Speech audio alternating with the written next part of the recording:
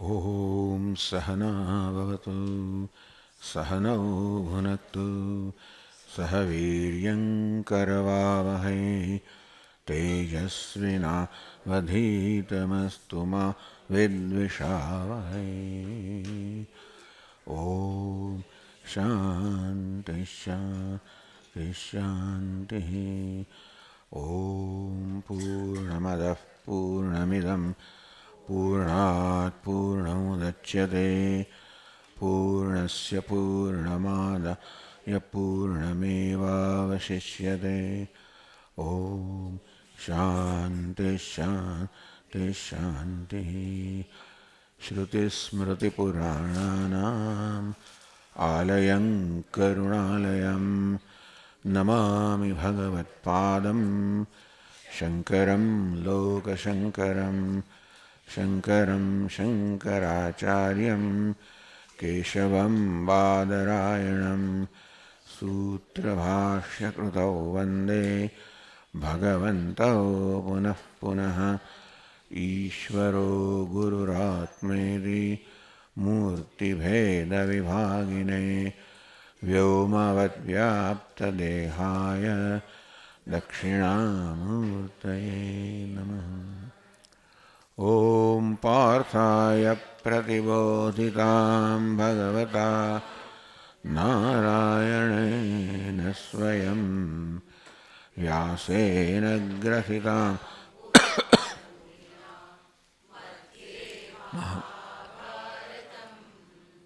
अद्वैतामृतवर्षिणीं भगवतीम् अष्टादशाध्यायिनीम् अम्ब त्वामनुसन्दधामि भगवद्गीते भवद्वेषिणीम्। यं ब्रह्मा वरुणेन्द्ररुद्रमरुतः स्तुन्वन्ति दिव्यैस्तवैः वेदैः साङ्गपदक्रमोपनिषदैः गायन्ति यं सामगाः। ध्यानावस्थिततद्गतेन मनसा पश्यन्ति यं योगिनः यस्यान्तं न विदुःसुरासुरगणाः देवा तस्मै नमः। नारायणः परो व्यक्तात् अण्डमव्यक्तसम्भवम् अण्डस्यान्तस्त्विमे लोकाः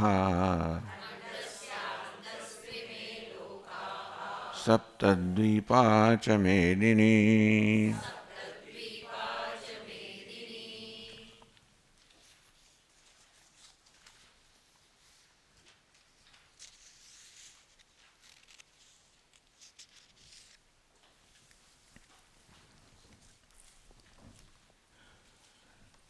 ગીતાનો ઉપોદ્ઘાત ચાલી રહ્યો છે. કયા સંજોગોમાં આ ગીતાના ઉપદેશની આવશ્યકતા પડી, અર્થાત કઈ રીતે અર્જુન મનમાં શોક અને મોહ જે છે એનો ઉદ્ભવ થયો. શોક મોહ તો રહેલા છે, પરંતુ કોઈક સંજોગોની અંદર શોક અને મોહ છે વધારે તીવ્ર બની જાય અને ત્યારે જાણે મનુષ્ય બીજું કંઈ કરવા માટે અશક્તિમાન બની જાય, એ પ્રકારની સ્થિતિ અર્જુનમાં ઊભી થઈ. અને એ માટે કઈ પરિસ્થિતિ હતી જેણે આવું ઉત્પન્ન કર્યું એનું વર્ણન થઈ રહ્યું છે. યુદ્ધના મેદાનમાં અર્જુન, ભગવાન કૃષ્ણ અર્જુનના સારથી છે, અર્જુન રથી છે. એ સંવાદનો પ્રારંભ થયા પહેલાં કયા પ્રકારની પરિસ્થિતિ હતી કે સર્જાઈ એ કહ્યું. પહેલાં તો દુર્યોધન પોતાના ગુરુ આચાર્ય દ્રોણ પાસે જાય છે. ટીકાકારને કહેવા પ્રમાણે એ સ્વયં તો થોડોક અંદરથી બીધેલો છે, બીન્યો છે. આમ તો પાંડવનું સૈન્ય એમના કરતાં નાનું હતું, તો પણ ટીકાકાર કહે છે કે પાંડવોના સૈન્યને જોઈને એનો ભય ઉત્પન્ન થયો અને તેથી કંઈક આશ્વાસન મેળવવા માટે પોતાના ગુરુજી પાસે દ્રોણાચાર્ય પાસે જાય છે. તો બહારથી એવું બતાવે કે મને કોઈ તકલીફ નથી અને એ રીતે પોતાનો ભય છે એને છુપાવીને જાણે કે પોતે બધી રીતે આ પરિસ્થિતિના કાબૂમાં છે એ પ્રકારે વર્ણન કરે છે. અન્યે ચ બહવઃ શૂરાઃ મદર્થે ત્યક્તજીવિતાઃ. આપણા સૈન્યની અંદર કેવા કેવા મહાવીરો છે, અશ્વત્થામા, વિકર્ણશ્ચ અને બધા બીજા મદર્થે ત્યક્તજીવિતાઃ, મારા માટે પોતાના પ્રાણનો ત્યાગ કરવાની જરૂરિયાત સહિત આવેલા, નાના શસ્ત્ર પ્રહરણાના અનેક પ્રકારના શસ્ત્રોનો પ્રહાર કરવાના સમર્થ, સર્વે યુદ્ધ વિશારદાઃ, આ બધા યોદ્ધાઓ યુદ્ધમાં વિશારદ છે એમ કહીને પોતાના સૈન્યની મહત્તા બતાવે છે. અપર્યાપ્તમ તદસ્માકમ બલમ ભીષ્માભિરક્ષિતમ, આપણું સૈન્ય છે એ તો ભીષ્મ વડે રક્ષિત છે અને તેથી અપર્યાપ્ત છે, એટલે કોઈથી પણ બધાથી ચડિયાતું છે. અપર્યાપ્તનો અર્થ એ છે કે ખૂબ વિશાળ છે, પર્યાપ્ત એટલે સંકુચિત છે એવું પણ અર્થ થાય. સાથે સાથે આપણું સૈન્ય છે એ કોઈનાથી પણ પરાજય ન પ્રાપ્ત કરે. પર્યાપ્તમ તદમેતેષાં બલમ ભીમાભિરક્ષિતમ, ત્યારે પાંડવોનું સૈન્ય ભીમ વડે રક્ષિત છે. ભીમ એમનો નેતા છે, આ ભીષ્મ આપણો નેતા છે. અને તેથી પોતાના બધા જે સેનાપતિઓ છે, જે બધા એક એક મોરચાના સેનાપતિ હોય, એમને ઉદ્દેશ્યને કહ્યું એણે, અયનેષુ સર્વેષુ યથાભાગમવસ્થિતાઃ ભીષ્મમેવાભિરક્ષन्तु ભવन्तઃ સર્વે હિ. યથાભાગમ અયનેષુ, પોતપોતાના મોરચાઓ છે એ મોરચાઓનું આગેવાની કરતા તમે બધા સેનાપતિઓ છો, પોતપોતાના સ્થળે રહીને ભીષ્મ એવ અભિરક્ષંતુ, અત્યારે તમારી સૌથી પહેલું કર્તવ્ય છે ભીષ્મનું રક્ષણ કરવાનું. જો ભીષ્મનું રક્ષણ થશે તો આપણા સૈન્યનું રક્ષણ થશે, તો આપણો વિજય પ્રાપ્ત થશે. માટે પોતાના સેનાપતિઓને કહે છે કે તમારે એક જ કામ કરવાનું છે, ભીષ્મનું રક્ષણ કરવાનું છે. પછી આગળ તો આ પ્રકારની સ્થિતિ જ્યારે છે ત્યારે 12મા શ્લોકમાં કહે છે,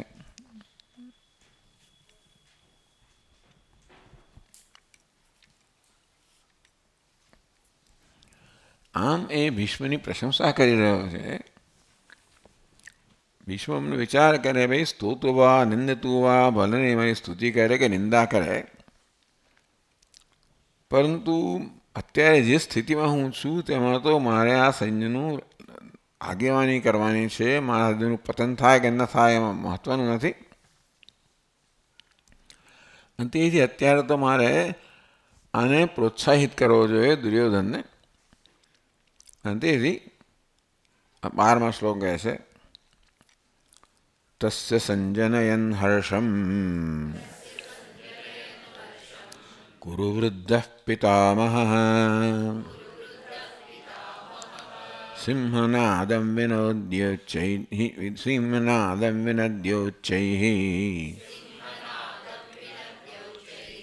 શંખં દદ્મૌ પ્રતાપવાન.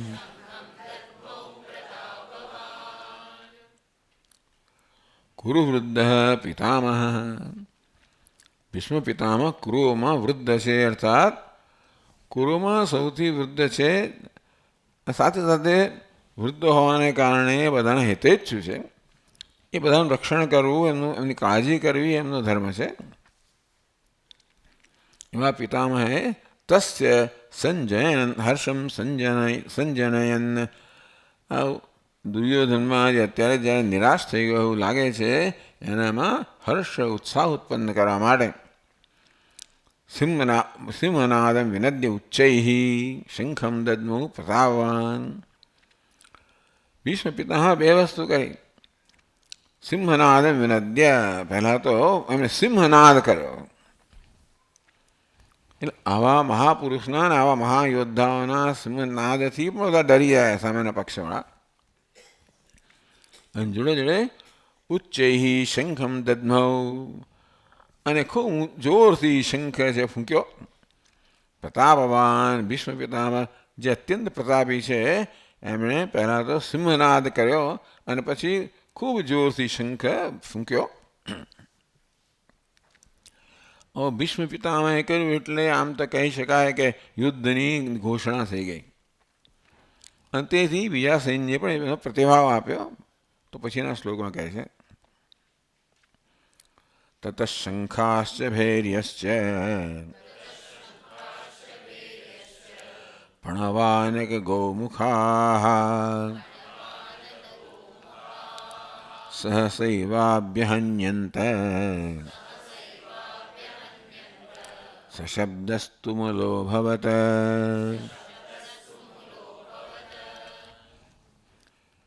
આમ તો બંને સૈન્યના બધા સૈનિકોએ કે સેનાપતિઓ બધા અનેક પ્રકારના રણના વાજિંત્રો છે એ બધા વગાડ્યા, પણ જાણે વાજિંત્રો વાગ્યા એવું કહેવામાં આવ્યું.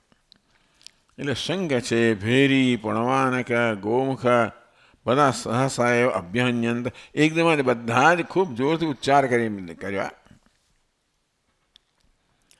શંખ તો આપણે જાણીએ છીએ ભેરી એક પ્રકારનું નગારું, પછી પ્રણવ એ નાનું નગારું, પછી આનક મૃદંગ, અને ગોમુખ એટલે હા રણશંકુ. આ બધા વાદ્યો એકદમ વાગી ઉઠ્યા, અર્થાત એમને વગાડવામાં આવ્યા. પણ એમ લાગે કે સહસા જેવો એમને સિંહનાદ કર્યો અને શંખ ફૂંક્યો કે તરત જ આ બધા વાદ્યો જાણે કે જોરથી એકદમ ધ્વનિ કરી ઉઠ્યા. સહસા એવ અભ્યહન્યંત, એકદમ જ આ બધાએ ખૂબ ઊંચેથી એમણે અવાજ કર્યો. સશબ્દ તુમુલો ભવત, અને તેને કારણે જે શબ્દ કહો, ધ્વનિ કહો, ઘોંઘાટ કહો એ તુમુલ ભવત, અત્યંત મોટો ઘોંઘાટ થયો. અત્યંત ત્યાં ઘોંઘાટ જ કહેવાય, જાત જાતના વાદ્યો બધા એક સાથે વાગી ઉઠે એટલે. પણ છતાંય એને કારણે જે ધ્વનિ થયો એ અત્યંત તુમુલ હતો, અત્યંત તીવ્ર હતો. તો આ પરિસ્થિતિ સર્જાય ત્યારે એટલે સંજયની વર્ણન કરવાની રીત પણ જોવા જેવી છે. કોઈક રીતે ધૃતરાષ્ટ્રને સૂચવવા માગે છે કે હે રાજા, તમે આ યુદ્ધમાં વિજય પ્રાપ્ત કરવાની અભિલાષા છોડી દો. આમાં વિજય તો પાંડવોનો જ થવાનો છે, કારણ કે પાંડવોનો નેતા છે અર્જુન અને એમના સાથી છે શ્રી કૃષ્ણ. યત્ર યોગેશ્વર કૃષ્ણ યત્ર પાર્થો ધનુર્ધર, એનો પોતાનો અભિપ્રાય છેલ્લે કહે છે કે જ્યાં યોગેશ્વર કૃષ્ણ છે, જ્યાં ધનુર્ધર પાર્થ છે, તત્ર શ્રી વિજય ભૂતિ ધ્રુવાનીતિ. આ પ્રકારે આ ત્યાં જ વિજય હોય, ત્યાં શોભા હોય, ત્યાં જ શ્રી હોય, સંપત્તિ હોય. તેથી એ વારંવાર એના ધ્યાનમાં લાવવા માંગે છે. અને તેથી પહેલાં એમના રથનું વર્ણન કરે છે. રથના વર્ણન દ્વારા એમની મહાનતાનું વર્ણન કરે છે કે એનો રથ પણ કેવો ઉત્તમ છે, રથી પણ ઉત્તમ છે, સારથી પણ ઉત્તમ છે. તત શ્વેતૈર્હયૈર્યુક્તે મહતિ સ્યંદને સ્થિતૌ માધવઃ પાંડવશ્ચૈવ દિવ્યૌ શંખૌ પ્રદધ્મતુઃ.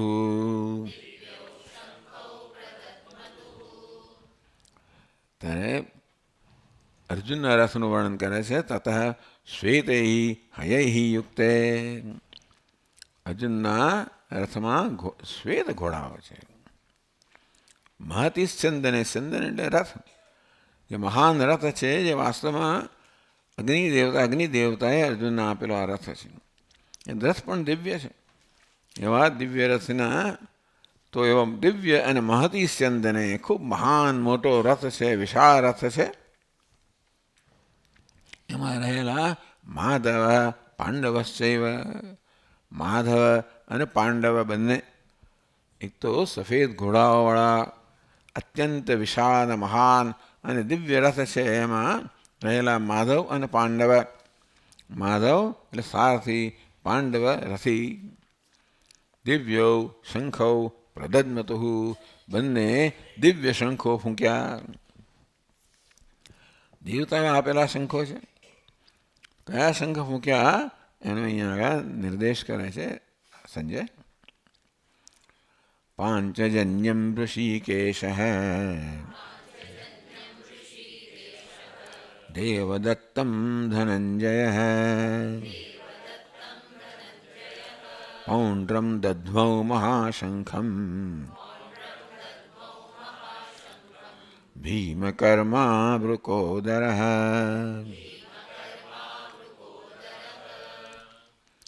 ઋષિકેશ પાંચજન્યમ, ભગવાને પાંચજન્ય શંખ જે ફૂંક્યો. દેવદત્તમ ધનંજય, ધનંજયના શંખનું નામ દેવદત્ત છે.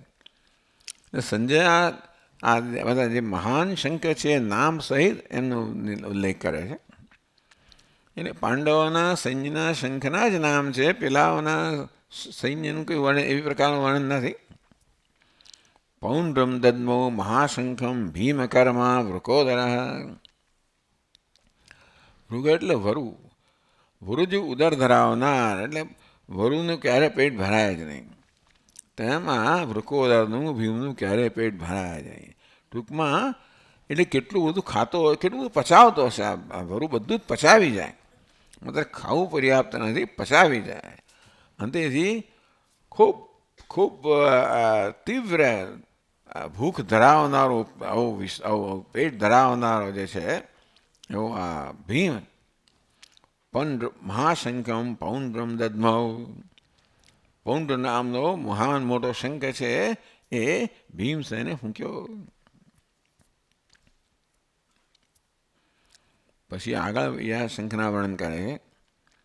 અનંત વિજયમ રાજા કુંતી પુત્રો યુધિષ્ઠિર નકુલસ્સહ દેવશ્ચ સુઘોષમણિ પુષ્પકૌ.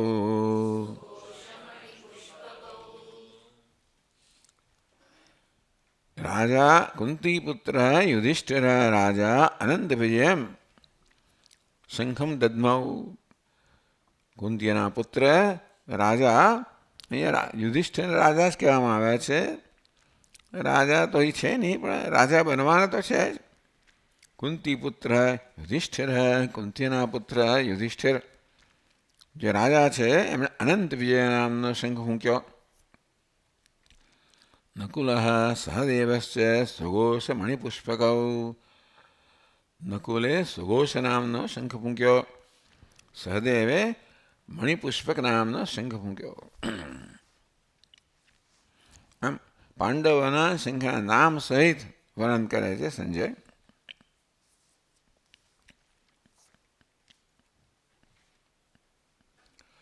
કુંતીપુત્ર ઇતિ કુંત્યા મહતા તપસા ધર્મ આરાધ્ય લબ્ધ. કુંતીએ આ બધા પુત્રો મેળવેલા દેવતાઓની મહાન આરાધના કરીને, એટલા માટે આ બધા દૈવી સંતાનો છે. તો કુંતી પુત્ર એમ કરીને યુધિષ્ઠિર કોઈ સામાન્ય વ્યક્તિ નથી, વિશેષ છે. દેવદત્ત, દેવતાઓથી અપાયેલા છે. અને તેથી એ બધા પાંડવો આ પ્રકારે દૈવી શક્તિ ધરાવનારા છે. પછી આગળ કહે છે યુધિષ્ઠિર કયો સમાસ? અલુક સમાસ. યુધિષ્ઠિર એટલે આ સામાન્ય રીતે સમાસ થાય ને ત્યારે વચ્ચે વિભક્તિ હોય એનો લોપ થતો હોય છે. પણ જેમાં વિભક્તિનો લોપ થતો નથી હોય એક સમાસ છે યુધિષ્ઠિર. એ સ્થનો ક્ષ થઈ ગયો. યુધિષ્ઠિર, યુધિષ્ઠિર. યુદ્ધમાં જે હંમેશા સ્થિર છે એને યુધિષ્ઠિર કહેવામાં આવે. એવા કુંતીના પુત્ર રાજા યુધિષ્ઠિરે અનંત વિજય નામનો શંખ ફૂંક્યો. નકુલ સહદેવશ્ચ સુઘોષ મણિપુષ્પકો યથાસંખ્ય. નકુલ અને સહદેવની એ પ્રકારનો જ ક્રમ, સુઘોષ અને મણિપુષ્પક એ બે તો સમાસમાં છે, પરંતુ પહેલાં નકુલનો ઉલ્લેખ છે માટે એના શંખનું નામ છે સુઘોષ. સહદેવનો ઉલ્લેખ પછી બીજો છે, એના શંખનું નામ છે મણિપુષ્પક. તો બે ભાઈઓએ આ બે શંખ ફૂંક્યા.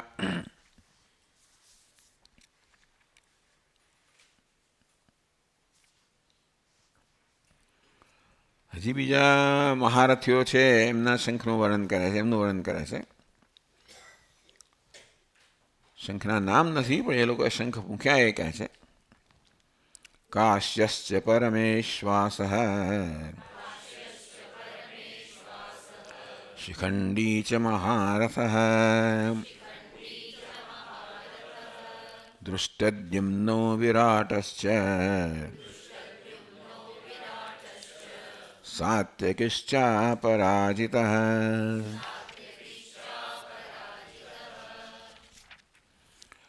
કાશ્ય એટલે કાશીના રાજા.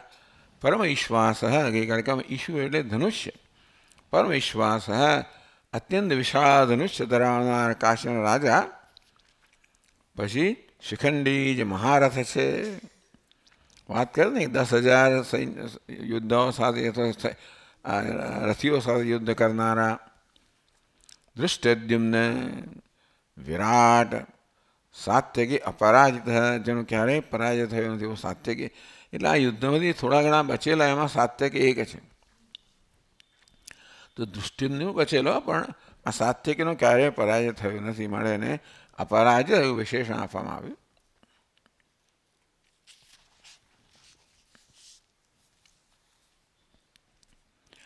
પારિજાત હરણ બાણયુદ્ધાદિ મહાસંગ્રામેશુ એતાદૃશ સાત્યકી ન પરાજિત. એટલે સાત્યકીના પરાક્રમો બધા શ્રીમદ ભાગવતમાં વગેરે અને મહાભારતમાં ખાસ તો પ્રસિદ્ધ છે. પારિજાત હરણ એટલે જ્યારે આપણી શું કહેવાય શ્રી કૃષ્ણના સત્યભામા એમને પારિજાત પુષ્પ જોઈએ. એ તો ઇન્દ્રનું છે, ઇન્દ્રના બગીચાનું છે, ત્યાંથી લઈ આવવા. અને બાણ યુદ્ધાદિ મહાસંગ્રામેશુ ક્યારેય જેનો પરાજય થયો નથી એવા યુદ્ધમાં, બાણના સંગ્રામમાં એવા સાત્યકી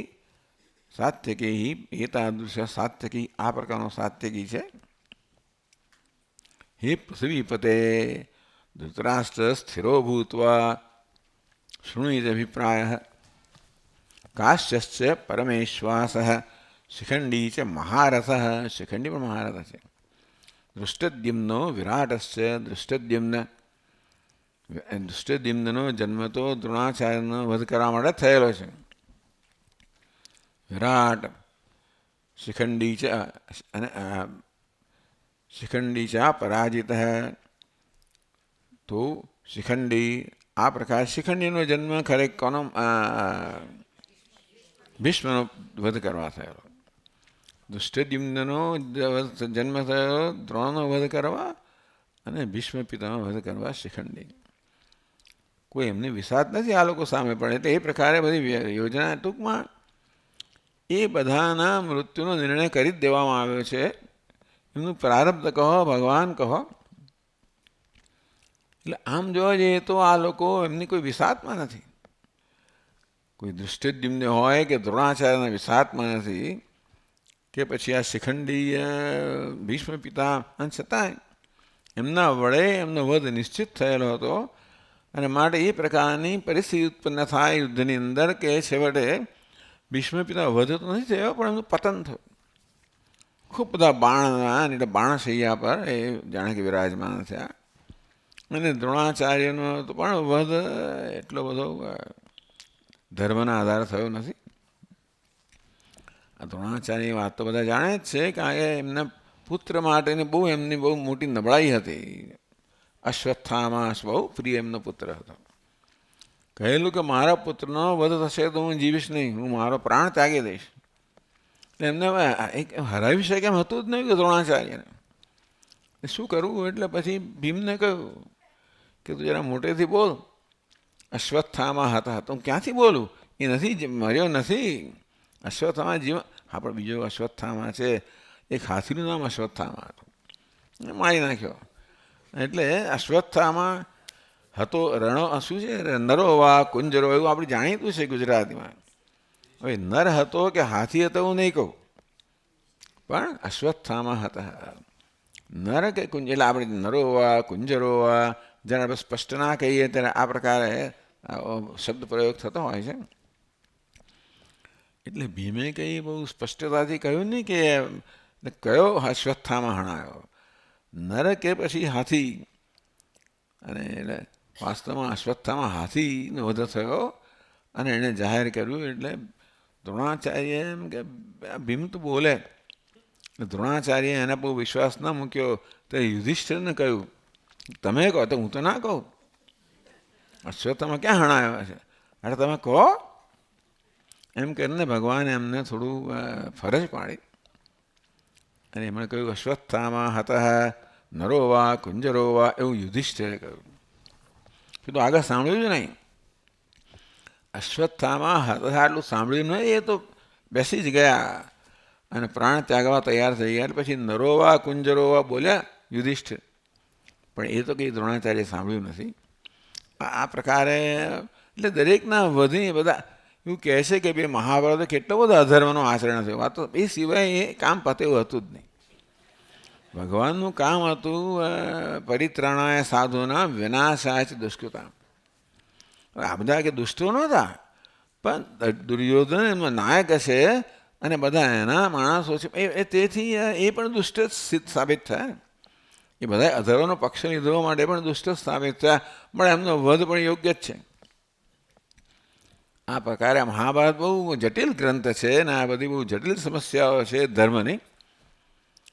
પણ તો એ પ્રકારની સમસ્યાઓ રજૂ કરવી અને એનો હવે તો ઉકેલ કાઢવો, અને બહુ બધી ચર્ચાઓ થયેલી છે વિદ્વાનો વચ્ચે. પણ એ જ ગ્રંથની ઉત્તમતા છે, એ સાહિત્યની ઉત્તમતા છે. ચાલો, એટલે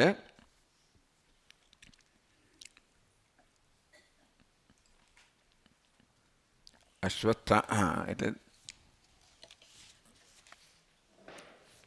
વિકર્ણ દૃષ્ટદ્યુમ્નો વિરાટ સાત્યકસ્ય પરાજિત. દૃષ્ટદ્યુમ્ન વિરાટ સાત્યકી અપરાજિત સાત્યકી આ બધા પાંડવ સૈન્યના, અને બધા લોકોએ શંખ ફૂંક્યા એ વાત અહીંયા કહેવાય રહી છે. દ્રુપદો દ્રૌપદેયાશ્ચ સર્વશઃ પૃથિવીપતે સૌભદ્રશ્ચ મહાબાહુઃ શંખાન દદ્મુઃ પૃથક પૃથકઃ. આવો પ્રશ્ન કરવામાં આવ્યો કે ભગવાન કૃષ્ણે તો ઘણો બધો ધર્મનો ભોગ આપ્યો, અધર્મનું આચરણ કર્યું, તો કે ભાઈ ધર્મ અધર્મ કોને કહેવાય? એમણે પ્રતિજ્ઞા કરેલી પરિત્રાણાય સાધુના વિનાશાય દુષ્કૃતા. એટલે મુખ્ય ધર્મ છે સાધુનું રક્ષણ કરવું અને દુષ્ટોનો વિનાશ કરવો, એ મુખ્ય ધર્મ છે. પછી આ બધી વસ્તુઓ કે ભાઈ આ યુદ્ધમાં કયા પ્રકારે યુદ્ધ થવું જોઈએ એ ધર્મ છે ખરો, એ ગૌણ ધર્મ છે.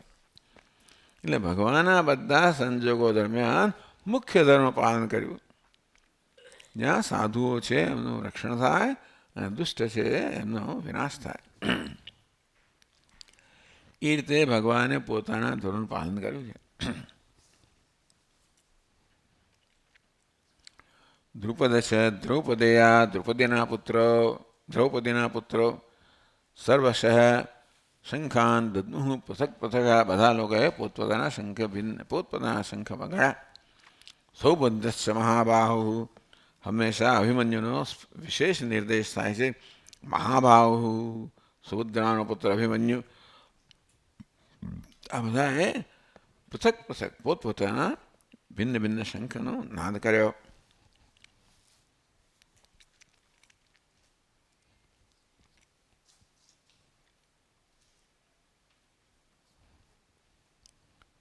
તો કૌરવે જ્યારે શંખનો આ ધ્વનિ કર્યો ત્યારે તુમુલ શબ્દ થયો, પણ પાંડવો કોઈ વિચલિત ન થયા.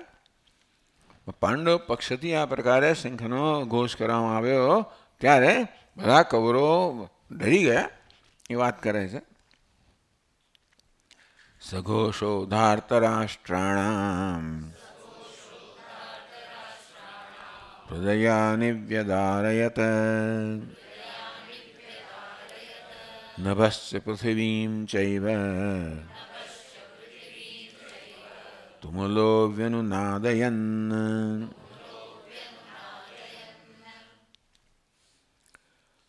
સઘોષ ધાતરાષ્ટ્રાણામ હૃદયાની વ્યદાયત. ધૃતરાષ્ટ્રને જ કહે છે કે તમારા સંતાનો છે બધા, એમના હૃદય છે એને ફાડી ચીરી નાખ્યા. એવો તો ઘોષ થયો આ બધા શંખોનો કે આ કૌરવોના હૃદય છે એ જાણે કે ફાટી ગયા, ચીરાઈ ગયા. નભસ્ય પૃથ્વીમ ચૈવ, અને પૃથ્વીથી માંડીને આકાશ સુધીનો સમગ્ર એટલે સમગ્ર જગત જે છે વિશ્વ એકદમ ત્યાં આખો ઘોષ વ્યાપી ગયો. તુમુલ વેણુનાદયન, જાણે કે પડઘા ન પડતા હોય પૃથ્વીથી મળીને સ્વર્ગ સુધીના બધા સમગ્ર પૃથ્વી પર જાણે કે પડઘા ન પડતા હોય એવો તુમુલ આ શબ્દ થયો, ઘોષ થયો.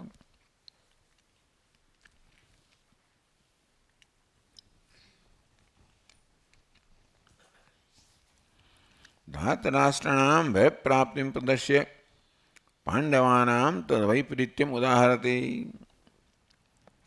આ બધાને કારણે ધૃતરાષ્ટ્રના એટલે સૈન્ય કૌરવોના સૈન્ય છે એકદમ એ લોકો ચિરાઈ ગયા, એટલે અત્યંત ભયભીત થઈ ગયા. એટલે પાંડવોને કંઈ થયું નથી એ વસ્તુ કહે છે પછીના શ્લોકમાં. અથ વ્યવસ્થિતાન દૃષ્ટ્વા ધાર્તરાષ્ટ્રાન કપિધ્વજઃ પ્રવૃત્તે શસ્ત્રસંપાતે ધનુરુદ્યમ્ય પાંડવઃ.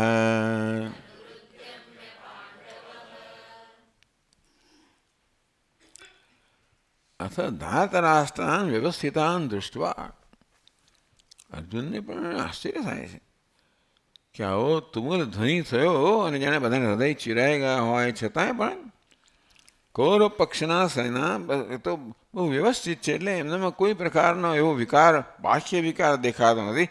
એટલે બધાએ પોતાના સ્થાન જાળવી રાખ્યા છે અને યુદ્ધ માટે તૈયાર છે. કદાચ એવું થયું છે અર્જુનને કે આ બધા ભાગી જશે આ પ્રકારે ધ્વનિ સાંભળીને, પણ કોઈ કંઈ ના થયું, બધા પોતાના સ્થાને બરાબર સ્થિર રહ્યા. અથવા તેથી ધાતરાષ્ટ્રાન વ્યવસ્થિતાન દૃષ્ટવા, બધા ધૃતરાષ્ટ્રના સંતાનો છે, કૌરવો છે, એ બધાને વ્યવસ્થિતાન એટલે પોતપોતાના સ્થાને સ્થિત જોયા. કોણે? કપિધ્વજ. કપિલ હનુમાનજી ધનધ્વજમાં છે, જેના રક્ષક છે, તો જેનો અનુગ્રહ સદા અર્જુન પર છે, અને એટલા માટે કપિધ્વજ કહેવામાં આવ્યા. એ મને યાદ આવે છે કે આપણા દાદા શું નામ એમનું? નહીં અલા ભાઈ, હા પાંડુરંગ શાસ્ત્રી. કપિધ્વજ, કપિ તો ચંચળો હોય ને, અંતેથી અર્જુન પણ અર્જુનની ચંચળતા બતાવે છે. કપિધ્વજ એટલે આ પ્રકારે કહીને અર્જુનની ચંચળતા બતાવે છે, એવું એમનું પણ કહેવું હતું. પ્રવૃત્તે શસ્ત્ર સંપાતે ધનુર્દ્યમ્ય પાંડવ. શસ્ત્ર સંપાતે પ્રવૃત્તે, શસ્ત્રોનો પ્રહાર થવાની એટલે સમય આવી ગયો, હજી થયા નથી, પ્રહાર થયો નથી, પણ શસ્ત્રોનો પ્રહાર થવાની તૈયારી છે ત્યારે પાંડવ ધનુ ઉદ્યમ્ય, પાંડવે પોતાનું ધનુષ્ય ઊંચું કર્યું, ઉગામ્યું.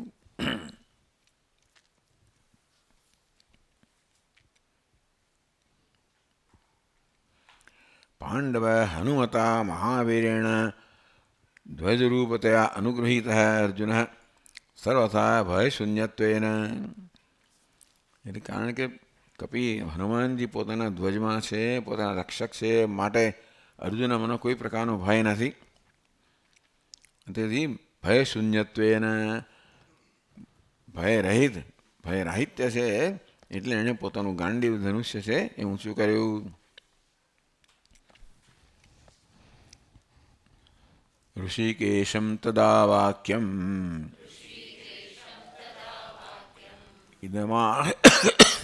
ઇદમાહ મહીપતે.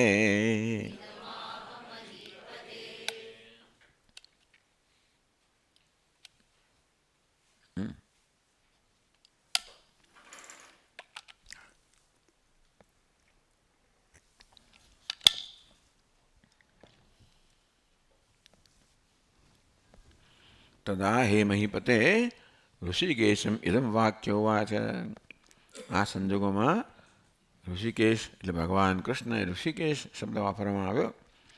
ઇન્દ્રિય પ્રવર્તકત્વેન સર્વાંતઃકરણ પ્રવૃત્તિજ્ઞમ શ્રીકૃષ્ણમ ઋષિકાણામ ઈશ ઋષિકેશ ઋષિકાણામ ઇન્દ્રિયાણામ ઈશ ઋષિકેશ. તે ઇન્દ્રિયના સ્વામી છે, કારણ કે સર્વાન અંતર્યામી છે.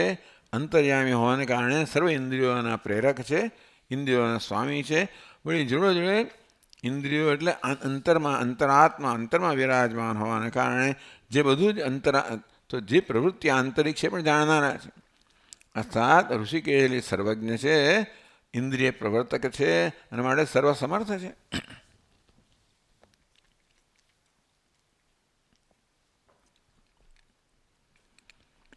ઇદમ વાક્યમ હે મહીપતે આહ. હે ધૃતરાષ્ટ્ર, અર્જુને આ વાક્ય કહ્યું.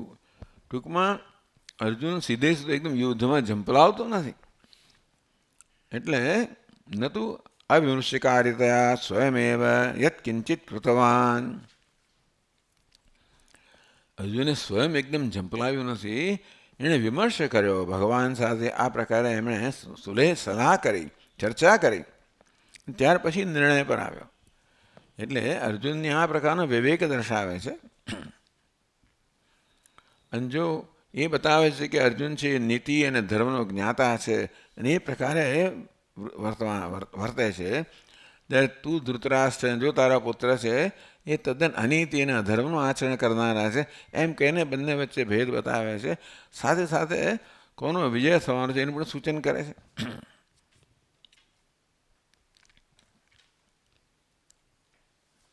તો અર્જુન શું વાક્ય છે એ કહે છે, સેનયોરુભયોર્મધ્યે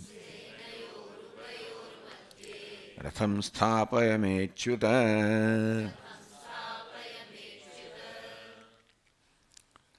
સેનયો ઉભયો મધ્યે પોતે અને પોતાના દુશ્મનો આ બંને વચ્ચે તો રથને ભગવાન તો હે ભગવાન એ અચ્યુત, મારો રથ છે એને આ બંને સૈન્ય વચ્ચે આપ ઊભો રાખો, સ્થાપિત કરો.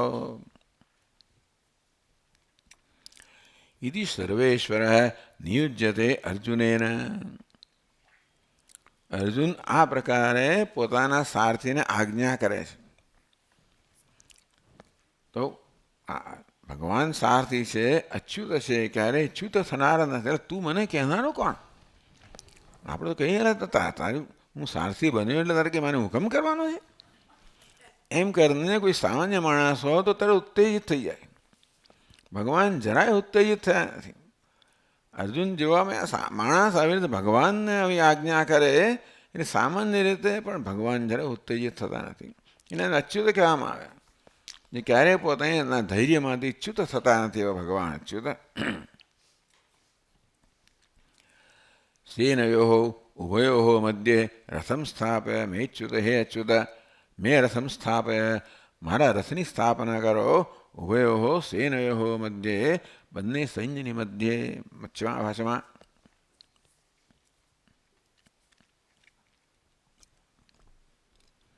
કિમ ભક્તાનામ અશક્યમ યદ ભગવાન અપી તન્યોગમ અનુતિષ્ઠસ્તિ. તો કે ભક્ત માટે શું અશક્ય છે કે ભગવાન પણ આ ભક્તની આજ્ઞાનું પાલન કરે છે. અર્જુને ભગવાનને આજ્ઞા કરી, હે અચ્યુત, મારા રથને બે સૈન્ય વચ્ચે સ્થાપિત કરો. જરૂર. તો ભગવાનમાં કોઈ પ્રકારની ઉત્તેજના નહીં આવી.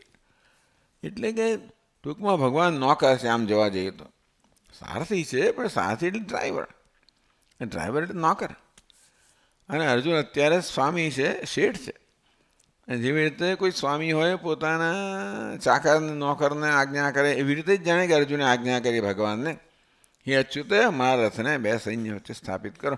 ભગવાન અચ્યુત છે, કોઈ તો પોતાના ધૈર્યમાંથી ચ્યુત થયા નથી. કેમ ભક્તાનામ અશક્યમ, કે જે ભક્તો માટે અશક્ય શું છે, કે ભગવાન પણ આવી રીતે ટૂંકો ભગવાનને પણ જે લોકો આજ્ઞા કરે એવા ભક્તો માટે શું અશક્ય છે? કંઈ અશક્ય નથી. અને તેથી ધ્રુવો જય પાંડવાનામિતિ. ધૃતરાષ્ટ્ર, તમે જરા ધ્યાનમાં લો આ વસ્તુ, કે અર્જુને ભગવાન કૃષ્ણ આજ્ઞા કરી કે મારા રથને બે સૈન્ય વચ્ચે સ્થાપિત કરો. આમ ભગવાન કેટલા બધા નમ્ર છે કે આવી આજ્ઞા કરવામાં આવી તો પણ જરા પણ ઉત્તેજિત થયા વગર એમણે બહુ શાંતિથી એ આજ્ઞાનું પાલન કર્યું. એ જ બતાવે છે કે અહીંયા ધૈર્ય છે, અહીં વિવેક છે. અર્જુને એકદમ એ યુદ્ધમાં કૂદી નથી પડ્યો. યુદ્ધનો પ્રારંભ કરતા પહેલાં એ વિમર્શ કરવા માગે છે અને માટે ભગવાનને કહે છે કે મારા રથને બે સૈન્ય વચ્ચે સ્થાપિત કરો. એ રીતે પાંડવોનો વિજય નિશ્ચિત છે એવું સૂચન પણ કરવા માંગે છે સંજય.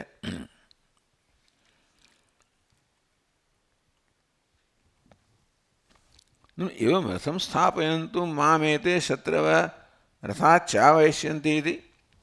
પણ તું મને કહે છે કે અલ્યા ભાઈ ભગવાન તમે બે સૈન્યની વચ્ચે મારો રથ લઈ જાઓ તો હું ત્યાં ઊભો રહું તો લોકો પછી મને નહીં મારે? આ બે સૈન્ય વચ્ચે રથ ઊભો રાખો તો પછી બધા લોકો મારો પ્રહાર નહીં કરે? તો ઘણી ભગવાન આપ તો અચ્યુત છો. અંતેથી દેશકાલ વસ્તુ અચ્યુતમ ત્વામ કો વા ચાવે તો મહતી. આપ ક્યારેય ચ્યુત થનારા નથી, ભ્રષ્ટ થનારા નથી. દેશ કાળ કે કોઈ પરિસ્થિતિમાં આપને કોઈ ભ્રષ્ટ ના કરી શકે, ચ્યુત ના કરી શકે, ચલાયમાન ન કરી શકે એવા આપ અચલ છો. અને તેથી આપને શું થવાનું છે? એ પ્રકારે અચ્યુત કહે છે ભગવાનને. અને તેથી એતેન સર્વદા નિર્વિકારત્વેન નિયોગ નિમિત્ત કોપો પરિહૃત. આમ તો આવું કહ્યું ને આગળ, તે પ્રકારે કોઈ આપણને આવી આજ્ઞા કરે તો આપણે જરા ગુસ્સે થઈ જઈએ કે તું મને કહેનારો કોણ છે? તું શું માને? તું શું સમજે તારા મનમાં? એવું સામે કહેવામાં આવે તું મિત્ર છે ને મારો જુનિયર છે, હું તારો સિનિયર છું વગેરે વગેરે, હું ભગવાન છું, દ્વારિકાનો નાથ છું વગેરે. પણ એ બધું હોવા છતાં પણ એ ભગવાને કોઈ પણ રીતે પોતાનું એમનું મન છું તો થયું જ નહીં, એમનામાં કોઈ વિકાર જન્મ્યો જ નહીં. બહુ શાંતિથી આજ્ઞાંકિત રીતે એમણે અર્જુનને આદેશનું પાલન કર્યું. નિયોગ નિમિત્ત કોપોપી પરિહૃત. ભગવાન અચ્યુત છે, નિર્વિકાર છે, અને માટે આ પ્રકારે કોઈ આપણને આજ્ઞા આપે તો ગુસ્સે થઈ જાય. ગુસ્સો પણ ભગવાન, કારણ કે નિર્વિકાર છે. મધ્ય રસ સ્થાપન પ્રયોજનમાં.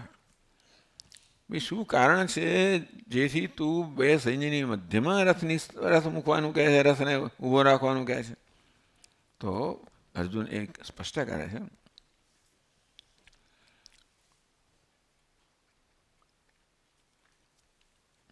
યાવદેતાન નિરીક્ષેહમ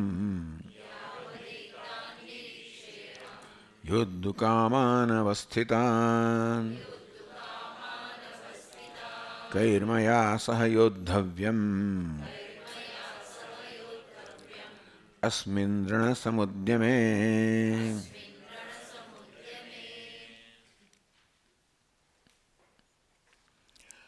અસ્મિન રણ સમુદ્યમે બંધૂનામેવ પરસ્પરમ યુદ્ધ ઉદ્યોગે. આમ ભાંડવો જ પરસ્પર યુદ્ધ માટે તૈયાર થઈ ગયા છે.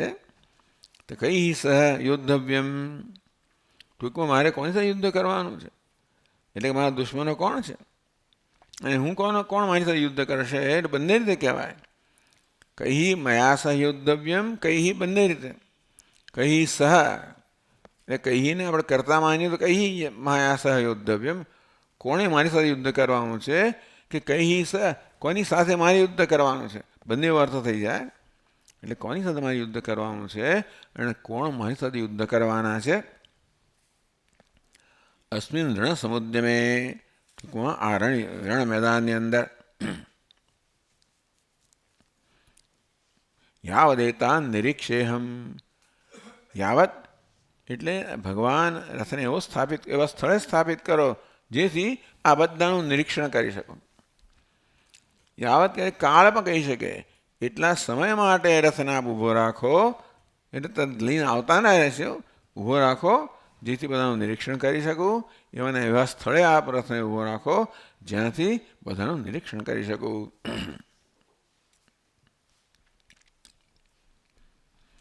યુદ્ધ કામાન અવસ્થિતાન, હું જોઈ રહ્યો છું કે આ ભીષ્મ, દ્રોણ ને બધા કૌરવો જે છે એ બધા સ્થિર છે, કોઈ ચલાયમાન થયું નથી, કોઈ ભયભીત થયું નથી.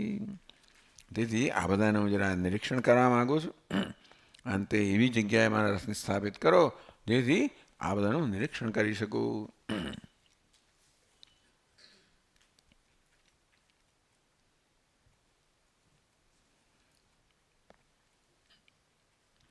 નનુ ત્વમ યુદ્ધા, યુદ્ધ પ્રેક્ષક, ભાઈ તું તો યુદ્ધ કરનારો છે, તો કે યુદ્ધ જોવા નથી આવ્યો, તું કેમ આવી જઈને જોવા માંગે છે આ બધું, એવું કહે ભગવાન તારો કે. એટલે કે મારે એટલું જ જોવું છે કોની સાથે મારે યુદ્ધ કરવાનું છે અને કોણ મારી સાથે યુદ્ધ કરવાનું છે.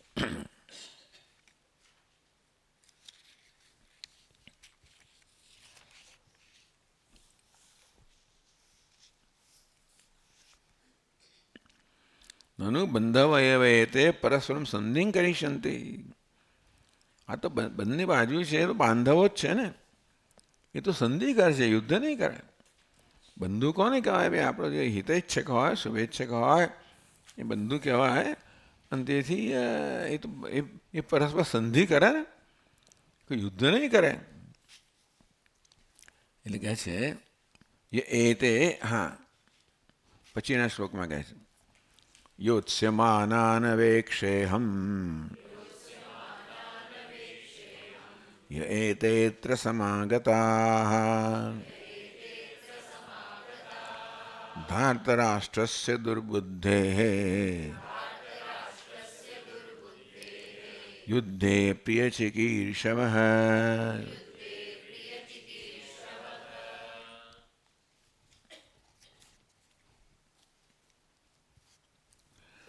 एते भीष्मद्रोणादयो धार्तराष्ट्रस्य दुर्योधनस्य दुर्बुद्धेः स्वरक्षणोपायम् अजानतः प्रियचिकीर्षवः युद्धे. આ બધા ભીષ્મ, દ્રોણ ને બધા ભેગા જે થયા છે એ દુર્યોધનનું પ્રિય કરવા માટે, દુર્યોધન કેવી રીતે રક્ષણ કરવું એ ના જાણતો નથી, પણ આ બધા એનું રક્ષણ કરવા માટે, એને સહાય કરવા માટે, એને ખુશ કરવા માટે અહીંયા ભેગા થયા છે. ન તો દુર્બુદ્ધિ અપનયનાદવ, ખરેખર તો ભીષ્મ, દ્રોણ વગેરે વડીલો છે એનો મુખ્ય ધર્મ તો એ છે કે અર્જુનના આવા બધા યુદ્ધમાંથી, અધર્મના યુદ્ધથી એને વાળવો, એને સલાહ આપીને છેવટે આ યુદ્ધ બંધ કરાવવું એ એમનો ધર્મ છે. એ તો કરતા નથી અને ઉપરથી પાછા દુર્યોધનને ખુશ કરવા માટે એને મદદ કરવાના છે. યુદ્ધે પ્રિય ચિકીર્ષવ દુર્બુદ્ધે ધાતરાષ્ટ્રસ્ય, ધૃતરાષ્ટ્રનો પુત્ર આ દુર્યોધન છે જે દુર્બુદ્ધિ છે. હવે દુર્બુદ્ધિ છે છતાં પ્રિય ચિકીર્ષવ, એનું પ્રિય કરવાની ઈચ્છાથી અહીંયા આવેલા ભીષ્મ, દ્રોણ વગેરે છે એ જરા હું જોવા માગું છું કે કોણ કોણ આ બધા છે જે આ દુષ્ટ દુર્યોધન છે એને ખુશ કરવા આવ્યા છે. આમ તો એ લોકોનો ધર્મ છે કે એને આવે દુર્બુદ્ધિમાંથી છોડાવવો, મુક્ત કરવો અને એ રીતે આ યુદ્ધમાંથી એને અટકાવવો. એવું કરવાના બદલે ઉલટા એને પ્રોત્સાહન આપે છે. એ જે કરવામાં, યુદ્ધ જે કરવા માગે છે એમાં એને સહાયભૂત થાય છે આ બધા. તાન યોત્સ્યમાનાન અવેક્ષે ઉપલભે ન તો સંધિકામાન, યુદ્ધ કરવા ભેગા થયા છે, કોઈ સંધિ કરવા ભેગું થયું, સંધિ કરવી જોઈએ એવો આ લોકોનો ધર્મ છે. તેને બદલે યુદ્ધ કરવાની ઈચ્છાથી અહીંયા એકત્રિત થયા છે. એટલે બધાને હું જોવા માગું છું.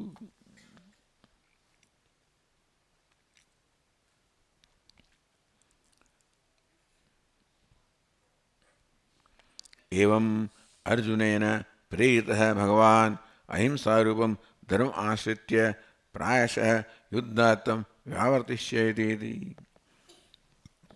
આવું જ્યારે વર્ણન કર્યું સંજય, ત્યારે ધૃતરાષ્ટ્રના મનમાં આવી જાતની આશા જન્મી હશે કે આ પ્રકારે અર્જુને જ્યારે ભગવાનને કહ્યું કે મારા રથને બે સૈન્ય વચ્ચે સ્થાપિત કરો, ત્યારે ભગવાન એનો ઉપદેશ કરશે કે અહિંસા પરમો ધર્મ, અહિંસા પરમ ધર્મ છે અને માટે તારે યુદ્ધમાંથી નિવૃત્ત થવું જોઈએ એમ કે યુદ્ધમાં તેને પાછો વળાશે. ઇતિ ધૃતરાષ્ટ્ર અભિપ્રાય આલક્ષ્ય. તો સંજય ધૃતરાષ્ટ્રના ચહેરા પરથી જુએ છે કે ધૃતરાષ્ટ્રના મનમાં આ પ્રકારનો વિચાર ચાલી રહ્યો છે કે એ કદાચ ભગવાન હવે તો અર્જુનના યુદ્ધમાંથી નિવૃત્ત કરશે કે આ તો હિંસા છે, તો અહિંસા પરમ ધર્મ છે એમ કહીને આ યુદ્ધમાંથી એને નિવૃત્ત કરશે એવી એના મનમાં અપેક્ષા હશે ધૃતરાષ્ટ્રના મનમાં. તો નિરાચકીશું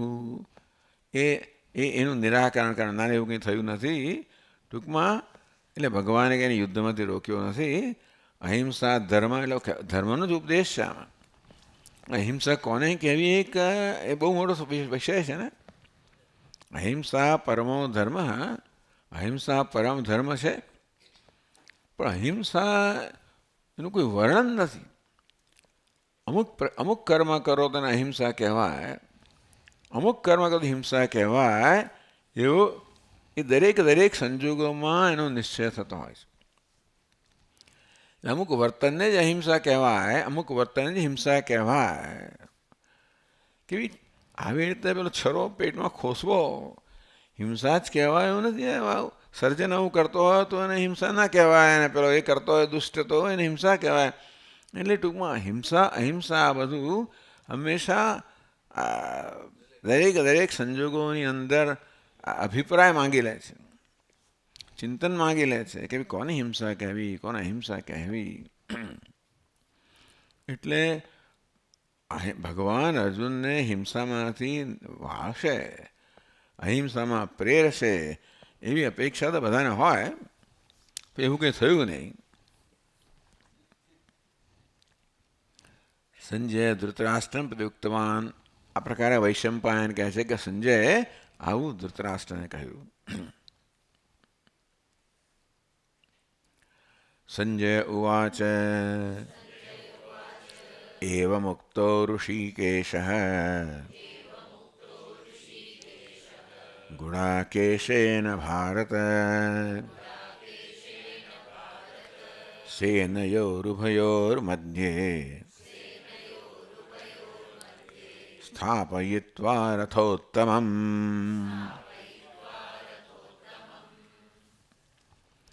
હે ભારત, હે ધૃતરાષ્ટ્ર. અને ધૃતરાષ્ટ્ર માટે ભારત શબ્દ, ભારત એટલે બધાને ભારત જ કહેવાય. અર્જુનને ભારત કહે છે ભગવાન, પણ અહીંયા આગળ ભારત એટલે ધૃતરાષ્ટ્ર ભરત વંશના જે છે એને ભારત કહેવાય એવું છે. હે ભારત ધૃતરાષ્ટ્ર ભરત વંશ મર્યાદામ અનુસંધાયાપી દ્રોહમ પરિત્યજ્ય. એટલે અહીંયા ટીકાકાર કહે છે કે ભારત એ પ્રકારે ધૃતરાષ્ટ્રને સંબોધન કરવાનું પ્રયોજન એ છે કે જો ભરત વંશની મર્યાદા છે તો તમે ભરત વંશના છો અને ભરત વંશની મર્યાદા છે એનું અનુસંધાન કરીને પણ આપે દ્રોહનો ત્યાગ કરવો જોઈએ. આ મહાન વંશ છે, તેથી આવો પરસ્પર ભાઈ ભાંડવો જે દ્રોહ છે કે અત્યારે ધૃતરાષ્ટ્ર જે કે થાય એ કે ભાઈ યુદ્ધ બંધ કરો તો યુદ્ધ બંધ થાય. માટે તમે મનમાં મૂળ તો ધૃતરાષ્ટ્રના મનમાં જ દ્રોહ છે અને એ બધા દુર્યોધનના મનમાં છે, ભાઈ શકુ નિર્ણય બધા છે. પણ ટૂંકમાં એટલે ધૃતરાષ્ટ્ર જો આ દ્રોહનો પરિત્યાગ કરે પોતાના મનમાં અને એ આજ્ઞા કરે કે ભાઈ આ યુદ્ધ બંધ કરો, થઈ જાય બંધ. ભરત વંશ મર્યાદા અનુસંધાન દ્રોહમ પરિત્યજ્ય જ્ઞાતિયમામિતિ. અને આ દ્રોહ કેવો છે, પરસ્પર બધા સગાવાલાઓ વચ્ચેનો દ્રોહ છે, એનો ત્યાગ કરવો જોઈએ. ગુડાકેશ ગુડાકાયા નિદ્રાયા ઈશેન જીત નિદ્રતયા. એટલે ગુડાકાનો અર્થ અહીંયા આગળ નિદ્રા કરવામાં આવ્યો. ગુડાકેશ એટલે નિદ્રાને જીતનાર. જાણીતું છે કે અર્જુન તો રાતોરાત જાગતો હતો, એટલું કહેવાય છે કે ભાઈ દ્રોણાચાર્યને સ્વાભાવિક પોતાના પુત્ર અશ્વત્થામા માટે પક્ષપાત હોય છે.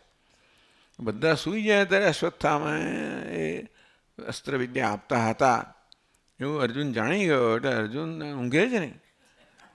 અંતેથી અર્જુને પણ બધું એ પ્રાપ્ત કર્યું, જાગતો જ રહે. એટલે એને ગુડા કહે છે કે ગુડાકાય નિદ્રાયા ઈશ, જેણે નિદ્રા પર વિજય પ્રાપ્ત કર્યો છે. એ કેટલો પુરુષાર્થ કર્યો છે આ બધા વિચાર કરો. અને તો આટલા બધા અસ્ત્ર શસ્ત્રોનું જ્ઞાન પ્રાપ્ત કરવું, એમના પર પ્રભુત્વ પ્રાપ્ત કરવું, કેટલો મહાન પ્રયત્ન માગી લે છે.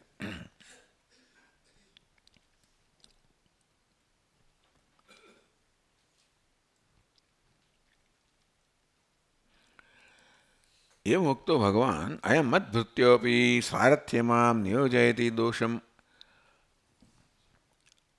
આસજ્ય ન અકુપ્યત. તો આ મારો અયમ મદ્ભૃત્યોપી, આ તો જાણે મારો ભૃત્ય છે એટલે મારો જુનિયર છે. નોકર તો નથી પણ ભગવાન સિનિયર છે એમ જોવા જઈએ. એટલે અને છતાં પણ મને આજ્ઞા કરે છે. એટલું જ નહીં પરંતુ મેં નોકર તરીકે એણે સારથી તરીકે નિયુક્ત કર્યો છે અને હું નોકર હું એ પ્રકાર મને આજ્ઞા કરે છે. તો પણ ભગવાન એવો કોઈ દોષનો આરોપ કર્યા વગર કોઈ કોપાયમાન થયા નહીં. નવાતમ યુદ્ધાદ ન્યવર્તયત, કોપાયમાન પણ ન થયા અને જોડે જોડે અર્જુનને યુદ્ધમાંથી નિવૃત્ત પણ ના કર્યો. કિંતુ સેનયો ઉભયો મધ્યે ભીષ્મ દ્રોણ પ્રમુખતઃ, પણ બંને સેનાની વચ્ચે જેથી અર્જુન ભીષ્મ દ્રોણ વગેરે એમની સમક્ષ સર્વેશામ મહીક્ષિતામ જ સમ્મુખે, ખાલી ભીષ્મ દ્રોણ બીજા બધા જે રાજાઓ છે એમની સમક્ષ અર્જુન એ બધાનું નિરીક્ષણ કરી શકે એ પ્રકારે ભગવાને રથને ત્યાં આગળ ઊભો રાખ્યો.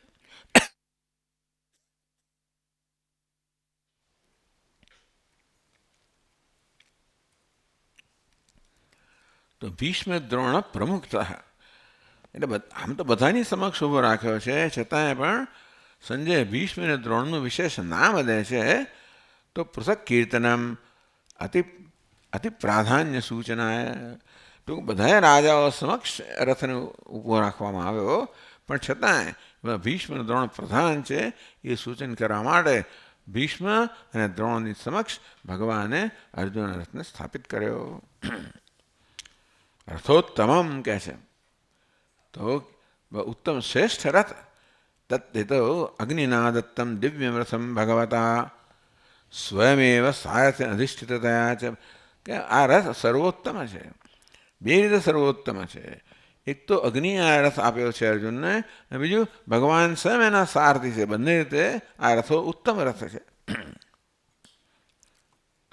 ઋષિકેશ સર્વેશામ નિગુણ અભિપ્રાયજ્ઞ, ઋષિકેશનો બીજો અર્થ કર્યો કે જે અંતર્યામી છે, અંતેથી બધા અંતરાત્માને જાણે છે અને તે બધાના અભિપ્રાય જાણનારા છે. ટૂંકમાં જે અભિપ્રાય પ્રગટ કરવામાં આવતો નથી એવી અભિસંધિ અંદર જે ચાલી રહી હોય એને પણ જાણનારા ભગવાન છે.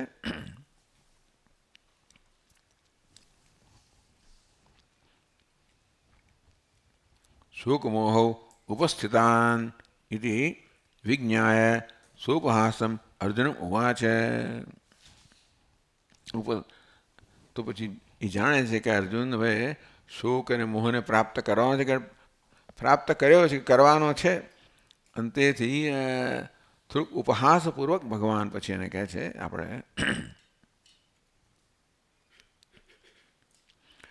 ઉવાચ પાર્થ પશ્યેતાન સમવેતાન કુરુનિતિ, હે પાર્થ પૃથાયા સ્ત્રી સ્વભાવેન શોકમોહગ્રસ્તતયા. આમ પાર્થ કહ્યું એટલે પૃથાપુત્ર એમ કે એમની માતાનો નિર્દેશ કરે છે. એટલે સ્ત્રી સ્વભાવે અત્યારે અર્જુનના મનમાં સ્ત્રી સ્વભાવ છે એનું પ્રાધાન્ય થઈ ગયું છે. એટલે શોક મોહથી અભિભૂત થઈ ગયો છે. તદ્વત્તા સમુપસ્થિતા ઇતિ સૂચયન ઋષિકેશ તું આત્મન દર્શયતી. ઋષિકેશત્વમ, અને હું તો ઋષિકેશ છું, બધા અભિપ્રાય જાણનાર છું. એટલે અર્જુનના આ પ્રકારના સ્વભાવની શોક મોહનો પણ નિર્દેશ કરે છે અને પોતે ઋષિકેશ છે એના માટે સર્વ જાણનાર છે એ પણ સંજયનો નિર્દેશ કરે છે.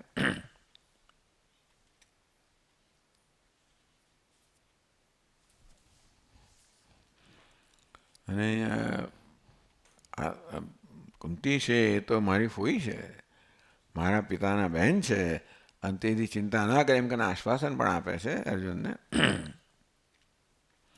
મમ સારથ્યે નિશ્ચિતો ભૂતવા સ્વામી સમેતાન કરુન, તો હું સારથી છું, મારું નિશ્ચિત બની જા અને એ બધા એકત્રિત થયેલા બધા યોદ્ધાઓ છે બધું નિરીક્ષણ કર અને કોઈ પ્રકારની શંકા વગર એમની સાથે યુદ્ધ કર, એવી જાતનો અભિપ્રાય પણ ભગવાનનો અહીં આગળ છે. ઉવાચ પાર્થ પશ્યેતાન સમવેતાન કરુણતી. એ પાર્થ એતાન સમવેતાન કુરુન પશ્ય, એ બધા એકત્રિત થયેલા કુરુઓના દર્શન કરે. એ પણ ભગવાન કુરુ શબ્દ વાપરે છે. એમ કરીને અર્જુનમાં રહેલી જે, કારણ કે આ બધા સંબંધીઓ છે, આ બધા કુરુવંશના છે, અર્જુન પણ કુરુવંશનો છે. એટલે એતાન સમવેતાન શત્રુન એવું કહ્યું હોત ને, કદાચ શત્રુઓને જો તો અર્જુનમાં બીજા પ્રકારની કદાચ વૃત્તિ ઉત્પન્ન થઈ હોત, પણ આ બધા કુરુઓને જો એમ કહીને અર્જુનમાં રહેલો જે અર્જુન છે, એટલે ભગવાન જાણે કે એનું આવાહન કરે છે, એને ઉત્તેજિત કરે છે કે તું જો આ તારા સંબંધીઓ છે બધા, અને તારા સંબંધીઓને જો, કુરુઓને જો. તે વખતે ભગવાને જે કહ્યું હોત તે અર્જુને જોયું હોત, પણ ભગવાન જરા થોડાક નટખટ છે અને તેથી એમણે કુરુન શબ્દનો પ્રયોગ કર્યો.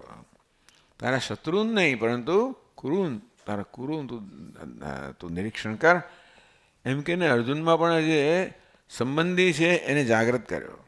તેથી અર્જુન પણ એ પ્રકારે જ દર્શન કરે છે. એટલે હવે જે વર્ણન આવશે જોયું છે કે અર્જુન કેવી રીતે બધા કુરુઓના દર્શન કરે છે. તું શત્રુ કહ્યો તે પ્રકારે દર્શન કર્યા હોત, પણ ભગવાન એવું બહુ સૂક્ષ્મ રીતે નટખટ થઈને આ પ્રકારે સૂચન કર્યું કે તું કુરુઓનું નિરીક્ષણ કર. ઓમ પૂર્ણમદ પૂર્ણમિદમ પૂર્ણાત પૂર્ણમુદચ્યતે પૂર્ણસ્ય પૂર્ણમાદાય પૂર્ણમેવાવશિષ્યતે. ઓમ શાંતિ શાંતિ શાંતિ. શંકરં શંકરાચાર્યં કેશવં બાદરાયણં સૂત્રભાષ્યકૃતૌ વંદે ભગવन्तौ પુનઃ પુનઃ. ઈશ્વરો ગુરુરાત્મેતિ મૂર્તિભેદવિભાગિને વ્યોમવદ્વ્યાપ્તદેહાય દક્ષિણામૂર્તયે નમઃ. ઓમ શાંતિ શાંતિ શાંતિ. હરિ ઓમ. શ્રી ગુરુભ્યો નમઃ. હરિ ઓમ.